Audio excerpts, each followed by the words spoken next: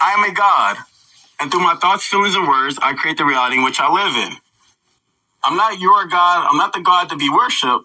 I'm not thee. I'm just a. If I had a pet that was made in the image and likeness of a turtle, you would say I have a turtle. If I have a pet that's made in the image and likeness of a dog, you would say I have a dog.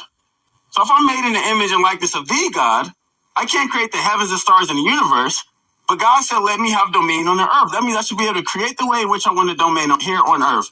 I use my God-given power for that. I'm right where I need to be, always experiencing what there is to experience in each moment. I'm the stillness that hears the whispers of God and my ancestors in every moment. I speak for my ancestors who had to be silent.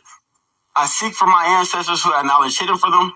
I live in my purpose for my ancestors who couldn't live for themselves. I am my ancestors' wildest dreams. Nothing has to change for my life to be perfect. I only move to the instructions of spirit. I need nothing as I am everything. That was a message from a guy that calls himself KAVON Massenburg, and hopefully I'm saying his name right. And his IG is I am KUSUDI. Right. So one of the Qs brought this to my attention, and so we want to be able to discuss this today because this is an ongoing thing with a lot of males, especially a lot of black males that come to me and they talk, real kind of reckless on me a little bit, saying that, man, you're a God, man. You're supposed to think like this. You're supposed to do this and all these different types of things. And I've always resisted the delusion of being a God because I don't believe it. And based on what they're telling me and based on their thoughts and based on their actions and their behaviors, it does not coincide with the definition of God is. Now, the word God was created by somebody. Somebody created it. Somebody gave it a definition. Right? So I go to the source of everything. I go, who created? Anglo-Saxons created that word God to mean what it means today.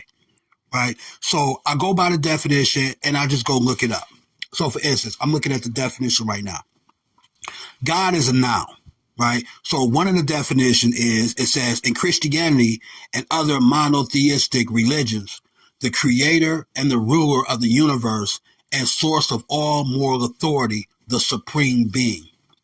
Another definition, number 2, is in certain other religions, a superhuman being or spirit worshiped as having power over nature or human fortunes, a deity. Right? Now, when I listen to this young man talk, and when I listen to a lot of males tell me that God, they don't fit that definition. They are not the creator and the ruler of the universe. You just heard that man say he cannot create the universe. He cannot do that. So right there, that eliminates him as being a God because he can't create a universe. He doesn't have to even create the universe that we have now. He can't create another universe that's better than the universe that we have now or similar to the universe we have now. He can't create planets. He can't create a sun. He can't create stars. He can't create the lack of oxygen in space. He can't create none of that, right? So this is when you are something, right? When you say you are a God or you are a certain type of person or whatever, you are equal into that person. You're not a likeness of that person. And see, that's what people get it mixed up when they start reading the Christian Bible. See, what I had an issue with a lot of, a lot of males is they jump from religion to religion. And when we look at Christianity, if you're going to take something out the Bible, right, and that means that you believe in Christianity, you are a follower of Christianity, you are a Christian because the Christian Bible is strictly for Christians who believe in Jesus Christ as the Savior and they believe there's only one God, right? So even in the Bible itself, it tells you, right? It tells you in the 10 Commandments, I believe, do not worship no other gods but me. You see what I'm saying? So this young man went inside of a Christian Bible, took the words out of a Christian Bible, And it's really blasphemy to me, for real, because you go into somebody else's religion and you're saying now you're a God when that religion strictly says there is only one God. Monotheistic religions, which is Christianity. It's a part of Christianity, right? So that right there is blasphemy, and that's right there is a disrespect to all Christians around the world for anybody to go into their religion and go into their Bible and say they are a God and use those words inside their Bible. That's a disrespect, right? That's like me going into a neighborhood saying that I'm a Crip and I'm a Blood or whatever like that. I can look like one. I can put on the clothes. Like, this young man got dressed, like, you know what I mean? He had the outfit on. He had the hair up under like a turban thing. You know what I'm saying? Well groomed. You know what I'm saying? Well spoken, as you heard him say. Very eloquent, oratorical skills, all that type of stuff. Right? He looks like he could be one. But the problem is this: a God does not even have a face. It doesn't even look like a human. Right? So if you are a God, then you should be equal to that. God is a spirit. God has no face. God has no fingers. God has it doesn't speak in English. God doesn't look like what he looks like.